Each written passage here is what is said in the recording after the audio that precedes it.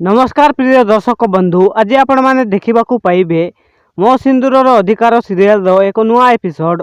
जेतेबेले नताशा जन को ठेली देबे आउ कहिबे जे अरे एते सबु हेई गला परे भी केमिति आदि को सहित एते क्लोज हेई कि डांस करूछि। तापरे कहिबे आदि मुक्तिंकर स्वामी, जदि मुक्ति आदि को सहित डांस कले तो कौन हेई गला, तांकर पूरा हक अछि, सी आदि को सहित डांस करि पारिबो। यह शुणी नताशा रागिकी कहिबे मोर भी पूरा पूरी हक अछि बोली आदि को सहित डांस करिबा पई।